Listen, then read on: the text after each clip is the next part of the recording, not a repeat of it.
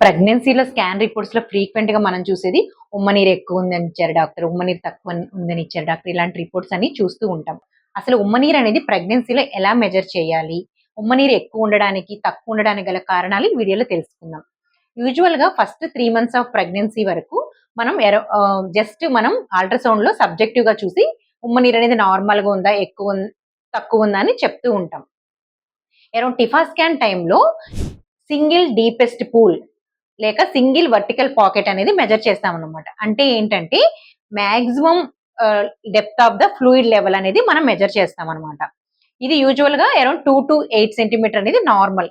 Till 28 weeks వరకు కూడా మనము ఉమ్మనీరు మెజర్‌మెంట్ అనేది సింగిల్ డీపెస్ట్ పాకెట్ ద్వారానే మెజర్ చేయడం మంచిది.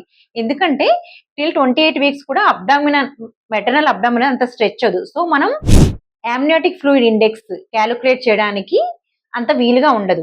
Plus amniotic fluid index calculate చేయడం వల్ల మనం ఓవర్‌గా మెజర్ చేస్తామన్నమాట. అంటే నార్మల్‌గా మనం ఉండాల్సిన దానికంటే ఏఎఫ్ఐ అనేది ఎక్కువ వస్తుంది. 28 వీక్స్ తర్వాత మనము ఉమ్మనీరు అనేది యామ్నియాటిక్ ఫ్లూయిడ్ ఇండెక్స్ ఏఎఫ్ఐ ద్వారా మెజర్ చేస్తామన్నమాట.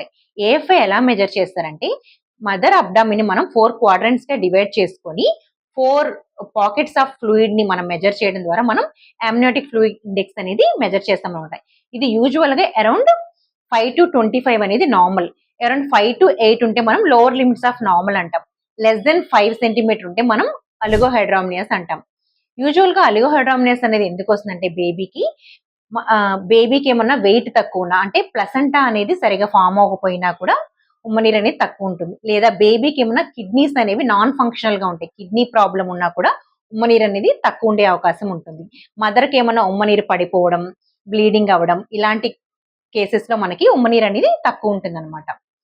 సమ్‌టైమ్స్ ఈ యామ్నియాటిక్ ఫ్లూయిడ్ ఇండెక్స్ అనేది మోర్ దెన్ 20 సెంటీమీటర్ ఉంటే మనం అప్పర్ లిమిట్స్ ఆఫ్ నార్మల్ అంటాం. If more than it is 25 కంటే ఎక్కువ ఉంటే మనం పాలీహైడ్రామినియస్ అంటాం. పాలీహైడ్రామినియస్ కి గల కారణాలు ఏంటంటే మెయిన్ గా మదర్ కి ఏమన్నా డయాబెటిస్, షుగర్ వాల్యూస్ అనేవి అన్‌కంట్రోల్ గా ఉండడం వల్ల బేబీ చుట్టూ ఉమ్మనీరు అనేది ఎక్కువగా ఉంటుంది.